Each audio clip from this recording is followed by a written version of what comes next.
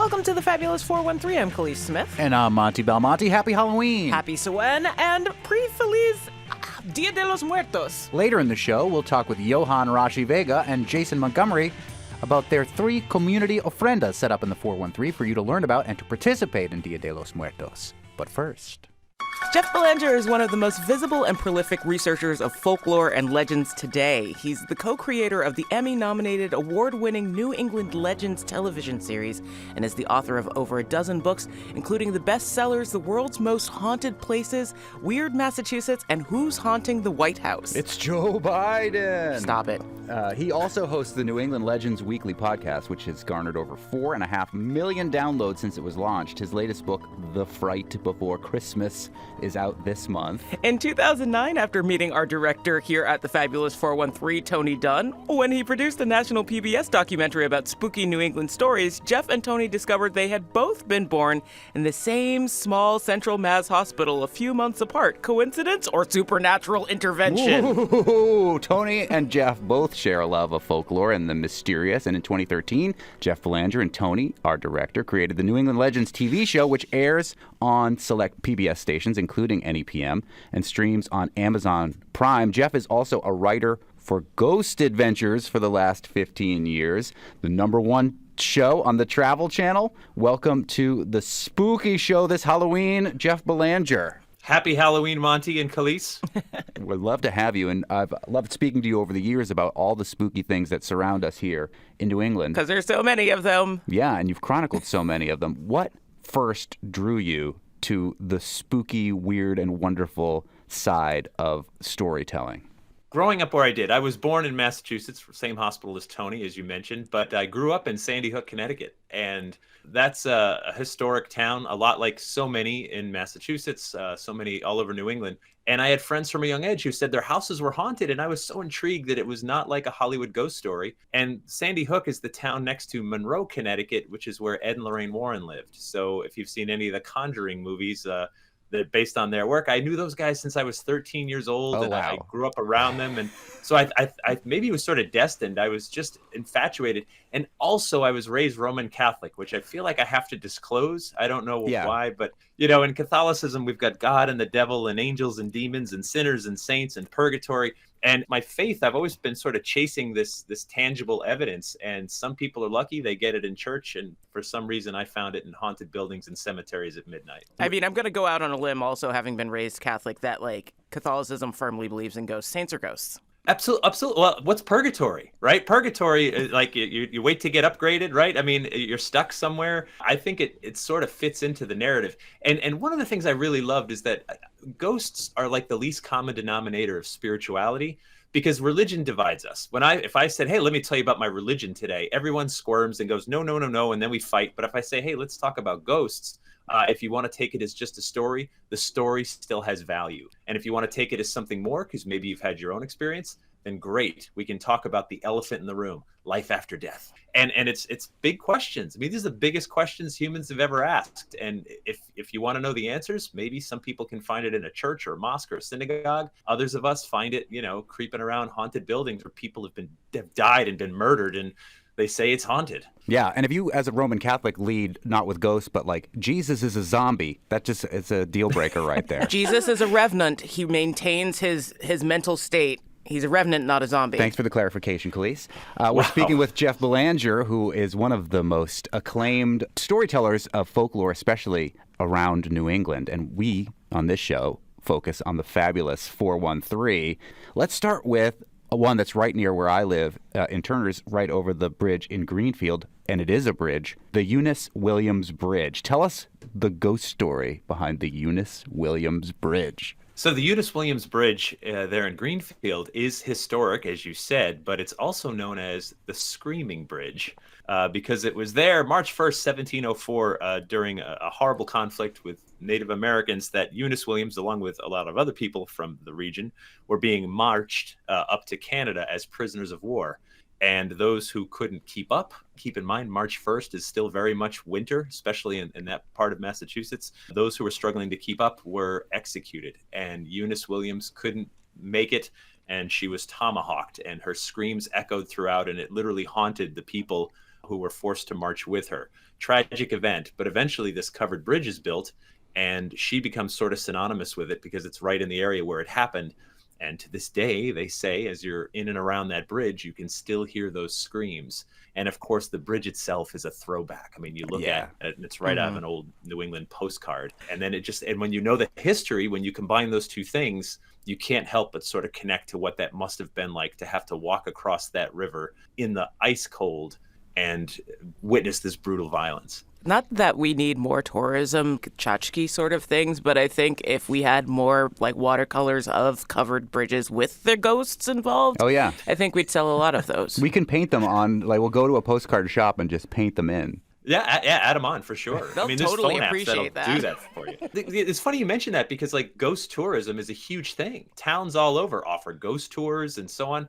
I don't think one bridge in Greenfield is maybe quite enough to sustain a business. But at the same time, if you go to almost any major city in the US and all over Europe, there's a ghost tour somewhere tonight that will take you around town and tell you about the various haunted buildings and the haunted ghost lore. You've been to the Eunice Williams Bridge, Jeff? Oh, sure. Have you yourself ever heard the scream? I have not, but I've seen the monument. I've seen the bridge. And for me, I mean, I can't lose. I'm not psychic or sensitive. I don't know the future. I can't talk to your dead grandma. But at the same time, when I stand in a place where history was made and where history left a mark, I tune into it. And I think that's an incredible experience. And I think it's something we should go through because that's part of our history. That's part of what made us who we are. That's part of what defines who we are, because each and every one of us is a byproduct of not just who raised us, but where we grew up and everything that happened on that land going back thousands and thousands of years. And when you understand it better, when you connect to it, I think you understand yourself a little better. And if a ghost story helps you connect, all the better. I heard a quote from you in New England Legends saying, "What is a ghost but history waiting to be remembered?" So whether you want to be a believer in it or just know that the ghosts of history echo now here today, I think it's a wonderful way to tell stories about the past and also around this time of year to get a little chill up your spine as well. Right? When Tony mentioned we were going to talk to you and what we were going to cover, supernatural, paranormal-y things in Western Mass, I specifically made him make sure that he was going to include cryptids in this. And so please tell us about the Cobble Mountain Critter. Yeah, so and if for people who aren't familiar with the term cryptid, what is a cryptid?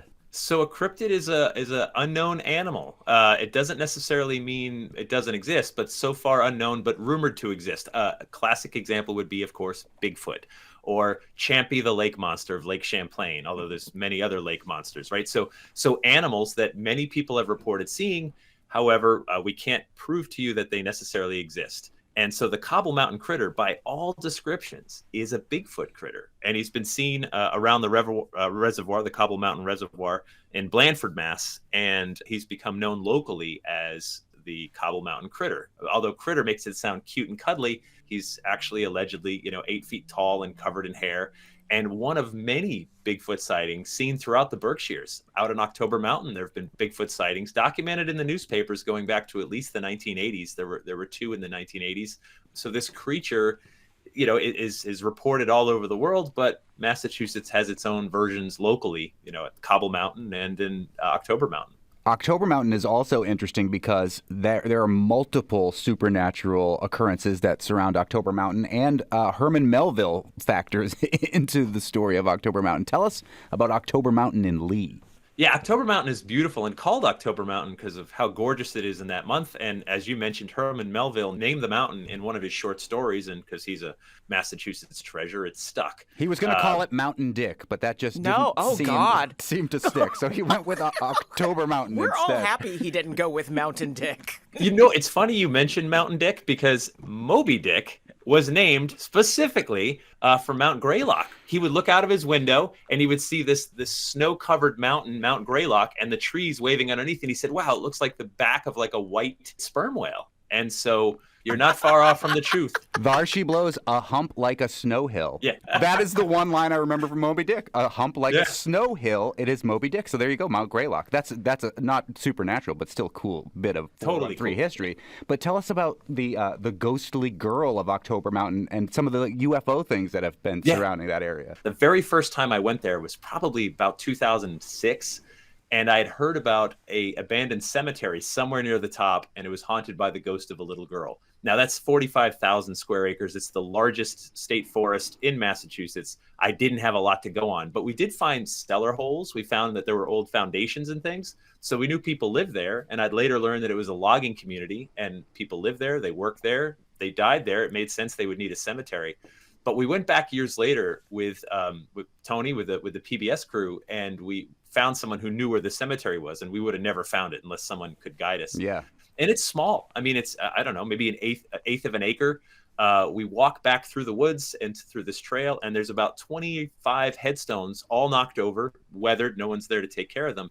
And as we were walking up one side, we found the grave of a girl named Anna Pease, who died at the age of 10. And I remember thinking, wow, this is so profound, right? That there's a story of a girl, and then we can put a name to it, Anna Pease. And I thought that was the end of the story. The episode aired on PBS. And a year later, Tony gets a phone call from someone in Palmer whose name is Nelson Pease. And he runs a music store in Palmer. And he said, that would be a descendant of mine. Like, we're related in some way. And his whole family was in from Minnesota. It was a few days before Thanksgiving. And he said, can you tell us how to get there? We really want to see it. And so we said, we'll do better. We'll take you up there. And so we brought them up there with our cameras. They carried in an antique pump organ. Whoa. And they set it up right next to her grave. And they played We Shall Come No More, Gentle Annie, and a song by Stephen Foster. And they all laid a rose on Annie's grave. And I'm actually getting a little choked up right now remembering it. It was incredible because I was thinking about how, when's the last time a Pease visited that grave? It could be 100 years or more since, and suddenly a few days before Thanksgiving, like that was the warmest place in New England. And telling a ghost story, whether you believe in ghosts or not, reunited a family and gave a girl a name again and identified a community that helped build the 413. Also, you add pump organ to that scenario, and you've got some super spooky chills going. Yeah, seriously. It was amazing. The wife played the pump. It was this small thing. They carried it in, and this song just echoed in the woods. No one around us for miles and miles. Wow. It was amazing.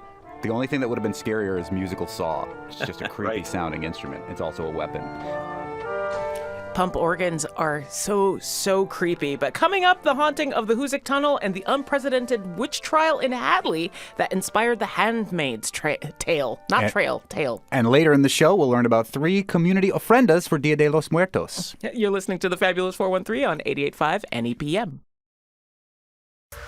We're speaking with Jeff Belanger, who is a writer, researcher, a folklorist, a storyteller, Emmy-nominated behind New England Legends. He focuses specifically on a lot of his work on ghost stories from our area here in the 413. We've been in the Berkshires for a long time. Let's stay in the Berkshires with another ghost story. Yeah, the Hoosick Tunnel, the most haunted place in perhaps New England, in Florida? Florida! In Florida. Ooh, it's spooky that Massachusetts has a Florida to begin with. Yeah. The Hoosick Tunnel is the original Big Dig. It started in 1851 and took over 20 years. It was grossly over budget. 195 people died during the construction. And the reason is the stone was so loose. It's not good rock, right? But this was the best option to put a train tunnel to get it to connect northern Massachusetts over to New York. And this was the best option they had. 4 3/4 mile long. I mean, that was an absolutely huge tunnel, biggest in the United States at the time, and one of the largest in the world. And so as they're digging through, the rock is so porous, it's crumbling. There's cave-ins, people are dying. But in Florida, which is where the vent is, there's this shaft on top of the mountain that gets the exhaust out to suck all the smoke fumes from the trains out of the mountain. That's where the site of the bloody pit. There was a horrible accident.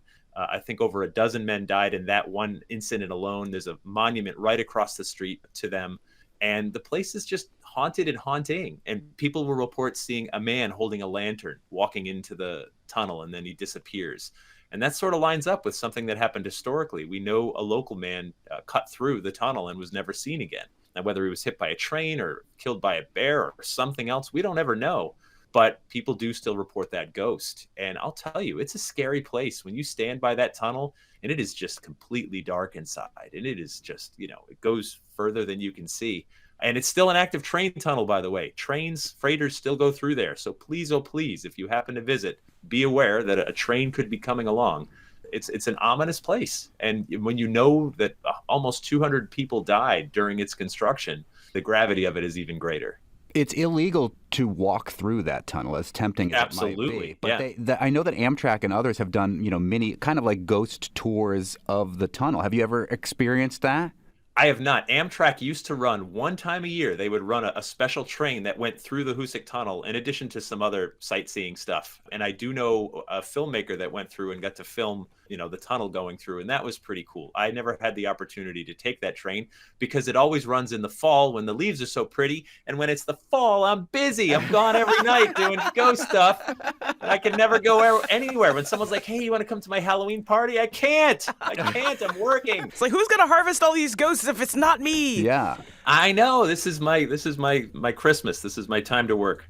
Although you do have a Christmas-oriented book that comes out this month, The Fright Before Christmas, which maybe we'll have you on again near Christmas to talk about some spooky Christmas stories. But only if you're ready to really take this holiday to a new level. I'm here to warn you that Halloween is merely the warm-up act. Ooh. I mean, sure, ghosts scare some people, but Christmas could kill you. There are monsters lurking that will kill you. We're speaking with Jeff Belanger from the television show New England Legends. He's also got a podcast that talks about the supernatural and the folklore and specifically focuses on New England and lots of the storytelling. He's also a writer for Ghost Adventures for the Travel Channel. One more ghost story, Jeff Belanger. Half-hanged Mary of Hadley. Tell us the story of Half-hanged Mary. Yeah, so Half-hanged Mary of Hadley, this is a profound story because I don't know if you've ever watched the show The Handmaid's Tale or read the book. I've read the books. The books are based on Half-hanged Mary. Wow, I did not know that. This was the impetus for the whole story. So Half-hanged Mary she was accused of being a witch back in 1683, but she was found innocent. And though she was found innocent, the court's verdict wasn't good enough for the people. And so when a prominent church deacon took ill and he was incoherent and making all kinds of strange sounds, they blamed Mary. And the thing about Mary is that she was an outsider. And pretty much anyone ever accused of being a witch throughout New England history was an outsider. You were weak socially or financially or otherwise. Prominent people were never accused of being witches. It was always like the outsiders. And so that was Mary. And so it got to the point where though she was sent to Boston, she was jailed, she was tried again and again, tested, still came out innocent. Locals basically lynched her and then buried her in the snow. And the crazy thing is she wasn't dead. She survived it. She got up and she lived for years later. And that's why they called her Half-hanged Mary, because after the lynching, she actually survived it, which only made her reputation worse. People thought, well, she must be a witch if she survived that. But the story was it's just so tragic. Like, this is how you can treat people on the outside of society. This is how we can treat women who had no means otherwise to defend themselves. And that story was enough to inspire the book, The Handmaid's Tale, which then turned into a very successful TV series. That's the lesson of witch trials, whether it's Salem or any other. I mean, we still do witch trials. We still have them all the time. And Salem and Mary Webster is an example of what can happen when it goes way too far. It can literally turn lethal. And you look at some of the stuff that gets slung around the media today between politics, and I don't just mean national politics. I mean, your PTA meetings and your church groups and so on. As soon as you say you're a witch, or today the en vogue word is you're evil. If you call me evil, what can I possibly say other than no, I'm not? Well, that's what someone who was evil would say. And here we are in 1692 once again, and I can't defend myself other than to say I'm not the thing you're accusing me of being.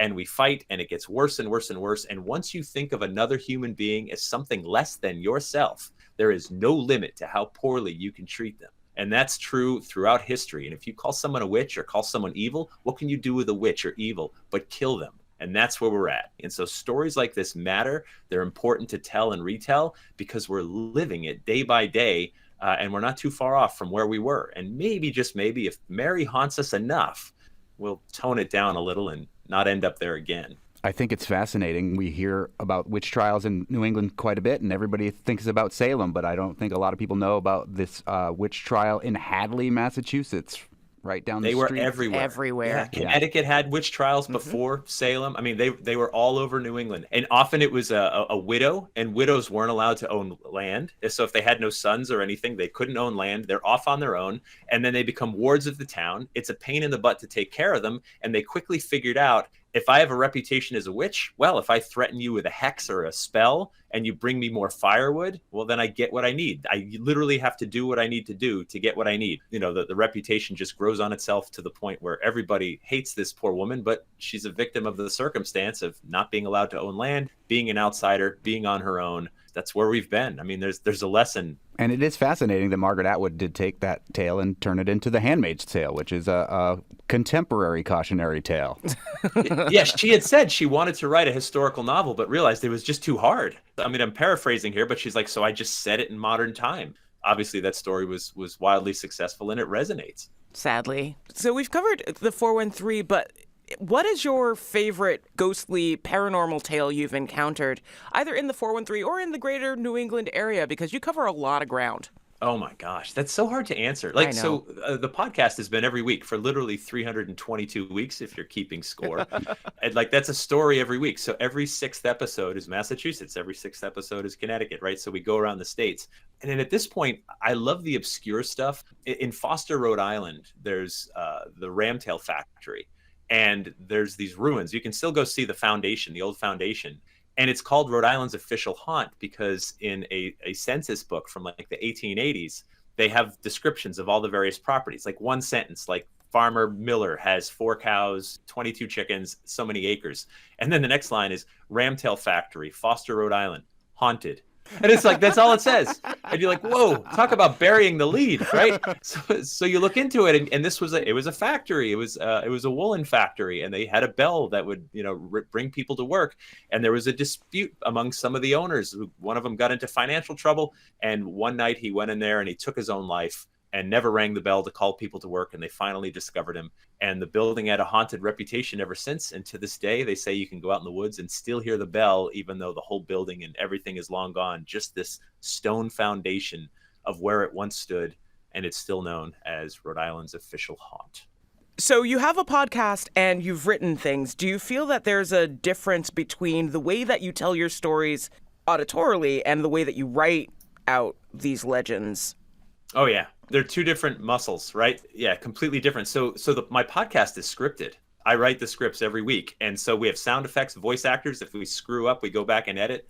And the whole point is we time travel. So my question is, how did we get to right now? Why are we talking about that building being haunted? Why are we talking about a Bigfoot creature in these woods? And so you go back in time and we hear from eyewitnesses. If there's old newspaper accounts, I have voice actors read those quotes. And then we sort of piece it together like we're witnessing it as it happened and then come back to normal. That muscle has been worked for 15 years, working on the New England Legends TV series, working on Ghost Adventures every week, and writing for a visual medium. So for me, the podcast is an auditory documentary. When you write a book, you got to pace right. You've got to engage, pull in, and be able to do a marathon, to get all the way to the end. So they're two entirely different muscles. And then when I'm telling live stories, that's just another thing entirely. Like when you're in front of an audience, like last night in North Adams, I'm a performer. I am performing, and I feel the stories, come up literally from the earth through my feet, and I tell them, and I feel like I'm almost like a minister of the past. And these are sermons that need to be told. They sink in and they hit where they hit. It's like 3 entirely different skill sets. Jeff Belanger, you have a career based in telling these supernatural, spooky stories. Before we let you go this Halloween, what is the spookiest thing that you personally have ever experienced? So I'm going to go back to my first experience, and it was back in 2003, and it was in the city of Paris, France. At that point, I had never seen what I would say is a ghost. I had interviewed hundreds of people about their experiences. I didn't think they were lying to me, but I hadn't had my own firsthand experience until I was alone 30 meters below the city in the catacombs of Paris, surrounded by millions of human skeletons all around me, and just this incredible place. And as I was walking down this long hallway, just if I put my hands out in both directions, my fingertips would be touching skulls on both sides. I saw this shadow the size of a man move from one side to the other and back again, and I froze because I said, okay, wait a minute. My first instinct is this is a real person, and how did he get down here? Maybe there's a side tunnel or something, but then I kept walking and realized, no, it's just straight all the way to the end. And if that's not a ghost, I don't have another word for what it could have been. And I know they're not going to make this into a Hollywood movie. However, it was life-changing because in that moment I thought, this must be what everybody's talking about. And it changed me. It made me a true believer. I went back a couple of years later. I was in Paris again. I went right back to the same tunnel. I'm like, okay, I'm back. Come on out, right? Nothing happened. Nothing happened. And I'm planning to go back again next May. So I'll keep you posted if the third time's a charm. Yeah. A healthy dose of skepticism with all of the wonderful, spooky, supernatural stuff that you cover. Jeff Belanger, the co-creator of the Emmy-nominated award-winning New England Legends television show, as well as the New England Legends weekly podcast. We're definitely going to have you back closer to Christmas to talk more about The Fright Before Christmas, your new book that, ooh, there's the book. He just held it up. Yeah. It's out this month. You can get a jump on it or get it ready for your holiday gift giving, which we are way too early to talk about. I know that the Mariah Carey song is going to start on the radio tomorrow everywhere. We'll all have to deal with it. It doesn't need to be Whamageddon. That's the song that you need to try and avoid. The Mariah Carey one? Yeah. I love that, though. Anyway, Jeff Belanger, thank you so much for joining us this Halloween. Thank you. Happy Halloween, everybody. As Halloween ends, Dia de los Muertos begins, although it kind of started 3 days ago. Up next, Holyoke's Iohann, Rashi, Vega, and Jason Montgomery on 3 opportunities for you to learn about and participate in the Day of the Dead. You're listening to the Fabulous 413 on 88.5 NEPM. It's Halloween today, but tomorrow and the next day are commemorations of Dia de los Muertos, and we're going to learn a little bit more about that. We heard some about it from Latinas 413 on Monday's show, but we are going to hear about the Ofrenda that is at the indeterminately haunted Wistariahurst Museum, which we took a tour of on Monday's show as well, from 2 of the folks who are putting this Ofrenda up at Wistariahurst Museum from Attack Bear Press, the erstwhile poet laureate of Easthampton, or are you still the poet laureate technically? No, I am the former poet laureate of Easthampton. Now living in Holyoke. Yes. And I will say, we re-aired your conversation on Indigenous Peoples Day about the poetry that you could get text and get a poem, and people were really excited about it again. Okay, did you get text I that was day? wondering about that because suddenly my phone just blew up, and I was sitting there on my couch going like, what is happening We should right have now? warned you. I realized after the fact, but we got so many emails about like, what was that guy's number again? But Well, I was glad to do it. an excellent poet and Chicano American, Indigenous American, if you want to use the word American at all, as well as our former colleague here, Iohann Rashi Vega, who we're so glad to see back in the hallways of NEPM, who works with Holyoke Media, which is in a brand new... Doing just general piles of amazing stuff. It's kind of astounding. And in what look like glorious new studios. Johan, you're all originally from Mexico. That's correct. Yes. I'm born and raised in Mexico City. Nice. And so now both of you making your home in Holyoke and bringing an ofrenda to the Wistariahurst Museum. This is not the first year. This is the 7th time that this has happened? 6th time. Sixth time. Tell us where this idea came from to team up with Wistariahurst. Wistariahurst is actually one of 3 sites this year. We have the publicly available Ofrenda at Laurel Park, which is actually being constructed today.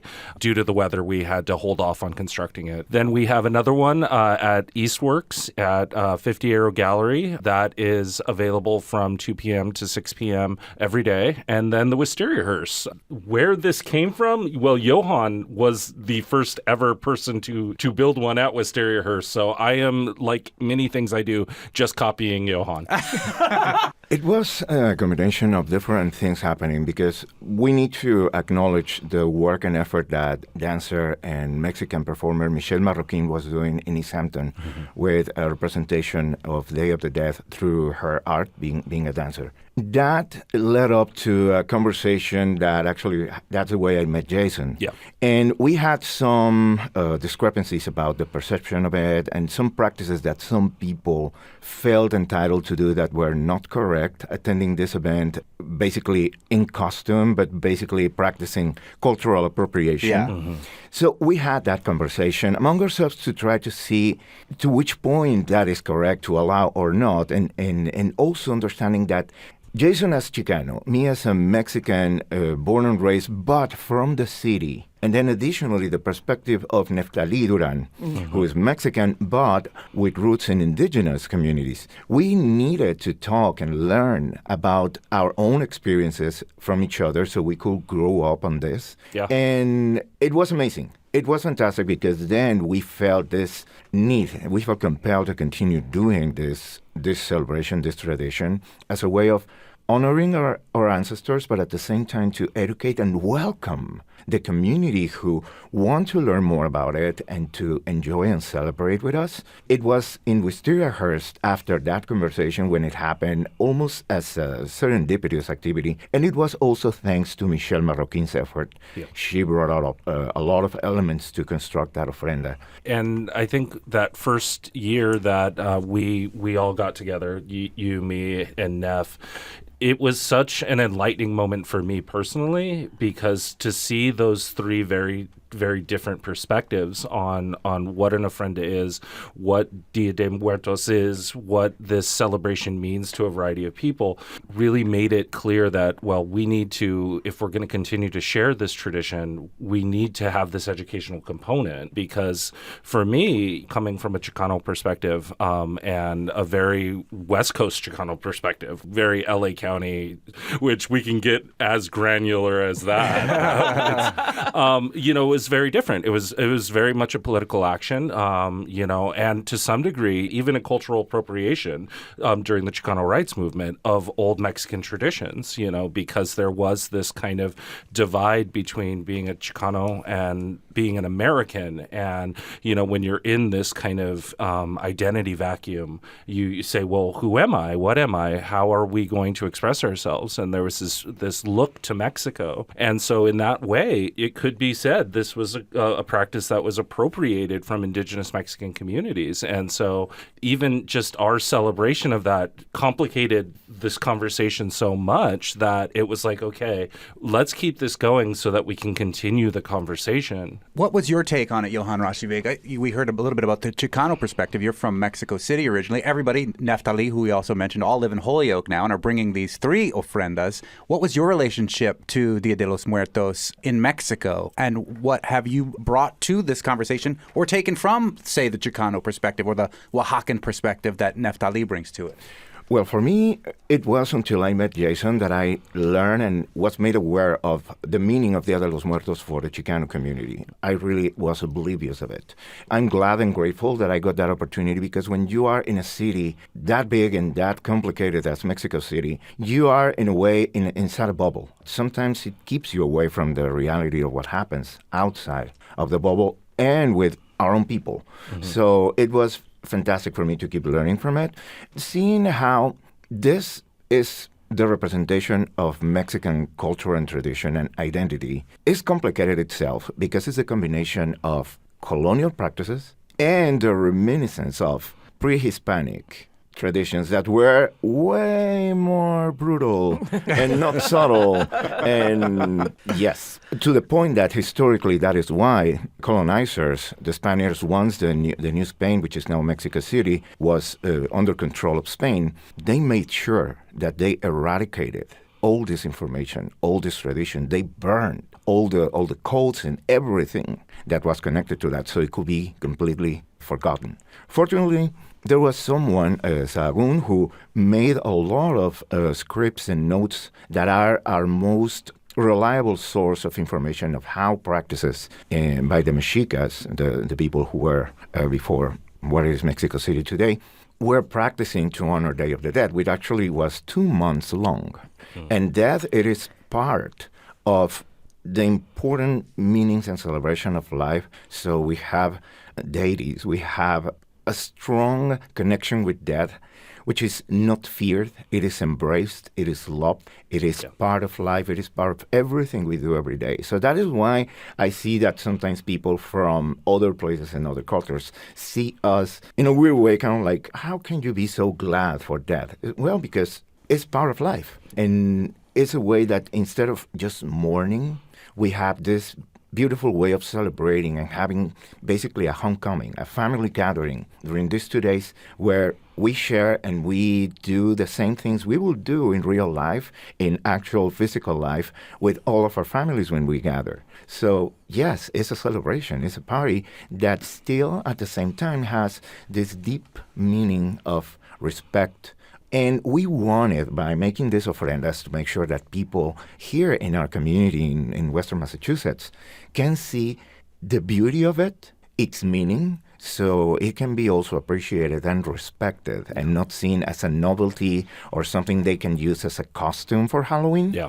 And at the same time, we are inviting people to be part of it, because it doesn't matter where are your backgrounds, where are your roots. We all are mourning, missing, and wanting to celebrate someone we lost. So this is a perfect opportunity for us to bring the whole community to be part of this. It's always interesting to me that people forget that, especially like non-Eurocentric and non-Abrahamic triad cultures, almost all of them have death celebrations that are celebrations. Yeah. Like there's Oban in Japan, there's several ancestors like celebrations in China, and ancestor celebrations in Western Africa. Like this is not, like it's always astounding how isolated and isolating Eurocentric history tends to make everything else. And it's not like they didn't do that with intention. Yeah. But again, it's always interesting to encounter, like, this is not new. This is very much a practice of the global majority. And this idea of how we encounter death is not unique. And part of having this ongoing tradition in Holyoke and seeing how not unique it is even amongst Latino people, that was what surprised me the most and showed my kind of cultural isolation. Was the first year that we did this, talking to people from the Dominican Republic, talking to people from Venezuela, and talking to people from Puerto Rico, how they had a very similar event, or they had a very similar ritual, or there was a very similar celebration, and just kind of being blown away by this idea of like, wow, we really are isolated when it comes to understanding how this is such a unifying view of death. So how can a non-Latinx person appropriately participate in Dia de los Muertos? Coming up, more with Holyoke's Iohann Rashi Vega and Jason Montgomery, who are behind 3 public ofrendas in Holyoke and in Easthampton. You're listening to the Fabulous 413 on 88.5 NEPM. We're speaking with Jason Montgomery, poet from Attack Bear Press, as well as Iohann Rashi Vega from Holyoke Media, who've teamed up to put 3 community ofrendas, 2 in Holyoke and 1 in Easthampton. You mentioned that there were people that were interacting, non-Latinx people interacting in ways that were not correct, were culturally inappropriate. For the non-Latinx community, how would you hope that they would interact with these community ofrendas? What are some of the things that you've seen in years past and you're hoping to see this year? You know, what surprises me is how respectful and how amazingly appropriate people have been around these. Not the first year, I think it was the third year. Yeah, wow. We have been doing this a long time. The third year, we were going to host the Ofrenda behind the Baustein building in downtown Holyoke. And I remember telling someone from Easthampton, like, that we would be doing this, and the look of like shock on their face, like, you're going to leave this out in the community. And I was so taken aback, because I'm like, that is such a weird way to look at this thing happening. And of course, any fear that this individual had was completely inappropriate. But what also surprised me was how much respect there was that came from communities outside of that. There was actually this conversation I was having with a young woman, and I was telling her about how we had received photos, because we take submissions of photos. If you have a photo that you'd like on the Ofrenda and you're unable to bring it yourself, you can go to Attack Bear Press and you can find a submissions page. And I was telling her we had received this photo. It was of a young child that was stillborn, and but I kind of explained that this shouldn't be seen as grotesque or blah blah. And she just burst into tears. It was a young white woman, and she's like, "That's my daughter." And I was like, "Oh my God, it's so wonderful to meet you. I didn't know whose child this was, so I placed her with my family, their photos, because I was like, oh, they'll look after a baby."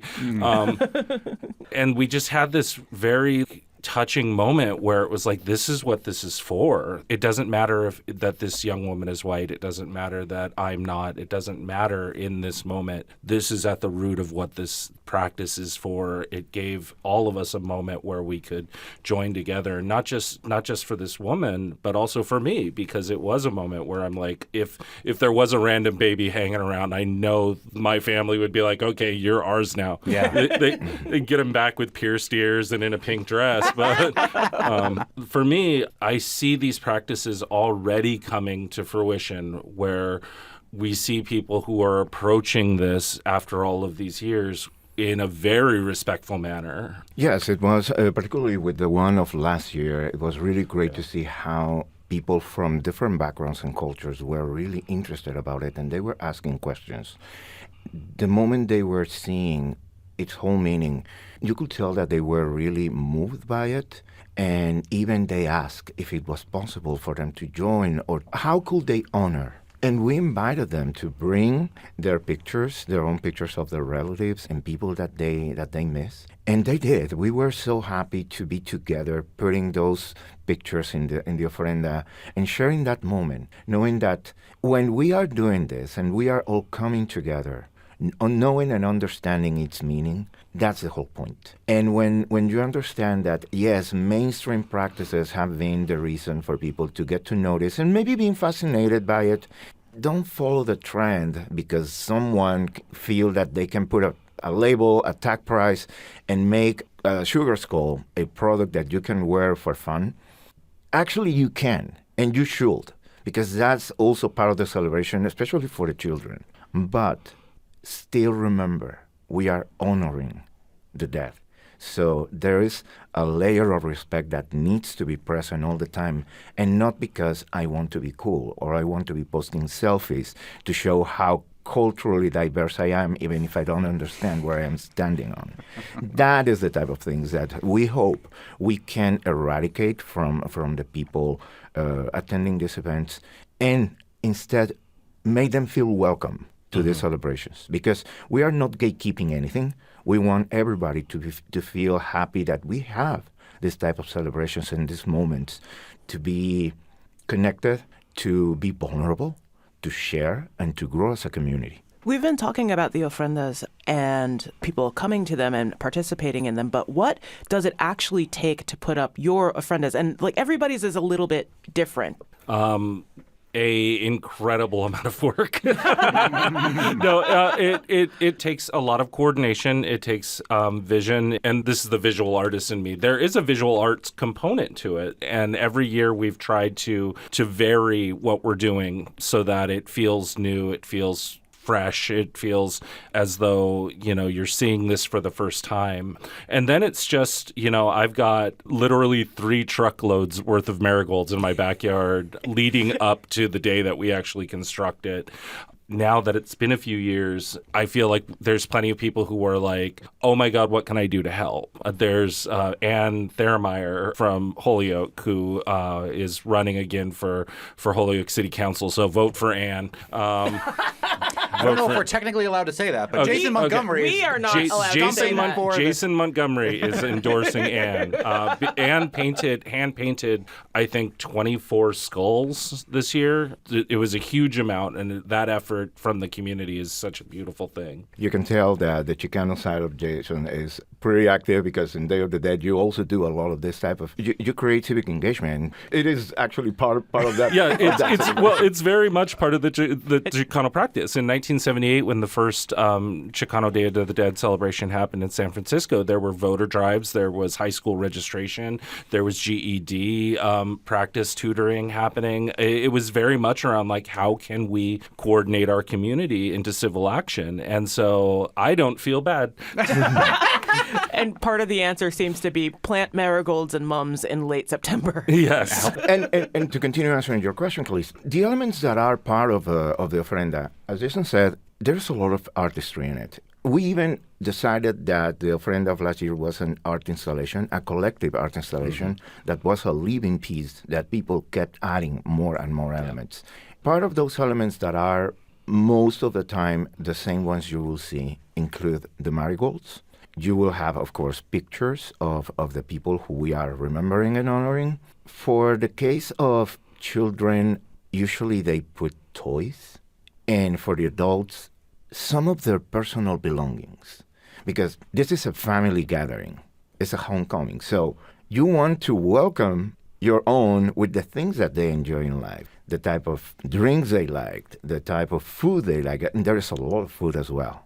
It is actually prepared in such a way that every person, alive or not, they have their own seating at the table with the food that they enjoyed in life. And no one is to touch that plate because they are here. it's amazing where you go to places like in Los Angeles. They have ofrendas all over. The last time I was there last year, I counted 50 ofrendas. And we're talking as large as this studio, where community put all their effort to create something that they could honor their people. This is the first year that you're doing 3 ofrendas. Why and how expand it? Because I have ADD. I think this year in particular, one was the Wistariahurst and the partnership with Wistariahurst was very much like, and I don't mind saying it in front of you, Iohann, but very much, I think, to honor the work that you had done before we all got coordinated together. I don't want to blow too much smoke, but like Iohann, you've been working in this community on these type of issues for years. I jokingly tell people you're everywhere I want to be, but it's true. And so making sure that we had one in the Wistariahurst, because you had done them in the Wistariahurst prior, was very important to me this year. The Laurel Park is because I live in that neighborhood now. But no, after last year's Laurel Park, with the children and the families, and to see that a tradition form, it's like, well, we're doing this forever now. And then Easthampton, again, is Will Bundy and the Eastworks space is such a key to cultural exchange in Easthampton, and we wanted to make sure that Will and Eastworks had one that folks could come and take part in. Even if they don't add anything to the ofrenda, but just acknowledging it is there and respecting that everybody else is remembering their death, it becomes such a magic experience to see. And we thought, after seeing the impact this has had with members of our community in Holyoke and people visiting from outside to see it, why not having more? Because in the end, it's also allowing that opportunity for everybody to join and have their own way to celebrate, remember, and honor their death, Mexican style. I also love that it kind of like goes in the face of like oftentimes there being one and the greater community saying, oh, that's enough. Like, no, it's not enough. No. We should have more. No, there should be one in every neighborhood in Holyoke. I hope in the future there will be one in every neighborhood in Holyoke. Jason Montgomery and Iohann Rashi Vega, who are part of the organizing body behind 3 ofrendas, 2 in Holyoke, 1 at Wistariahurst, 1 at Laurel Park, and 1 in Eastworks and Easthampton at 30 Arrow Gallery. Thank you so much. Thank you.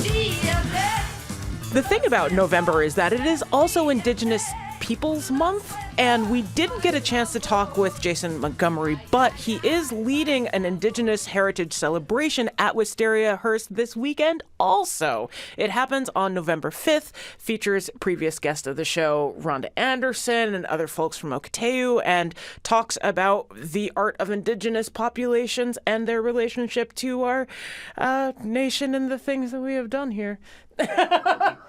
Hopefully we'll be covering Indigenous Peoples Month as that progresses, because tomorrow is November. Tomorrow is November, indeed. It's a crazy thing, but it is true. So you can find out more information by going to Wistariahurst.org. You don't dress up for Halloween? I don't. Why? Because this day is like a high and holy day for a lot of cultures, and I feel like that is something to be revered and doesn't need a costume, so I don't do it. Nice. I'm dressed up like a crayon. He is dressed up like a crayon, and now I have to post a picture because he said something. I feel like that was your plan all along. No, I just was, I work in a non-visual medium, so I want people to know that I went out of my way today. This is costume 1 of 2 for you. Yes, I will be Uncle Fester in an undisclosed location trick-or-treating with my family, also dressed as the Addams Family later tonight. Not that the crayon isn't bad, but I wish I could see that one. Yeah, I'll send you pictures. Awesome. Tomorrow on the Fabulous 413, it is November, when we'll be thinking of harvest and of hunger and ways to address it here in the Commonwealth. Which is what the Food Bank of Western Massachusetts does daily. They've just moved to a new facility in Chicopee, so we'll go take a tour of their new building, find out how they've been able to grow and how they're getting ready for that 43-mile walk to Greenfield later in this month. I'm getting ready. And we'll have our weekly chat with Emily Brewster from Merriam-Webster and learn some new and fancy ways to say things that our bodies make us suffer through daily. Oh, also, Jason Montgomery, congratulations on the Pushcart nomination. Yeah, indeed. I'm Monty Belmonte. I'm Khalees Smith. We'll see you tomorrow on the Fabulous 413.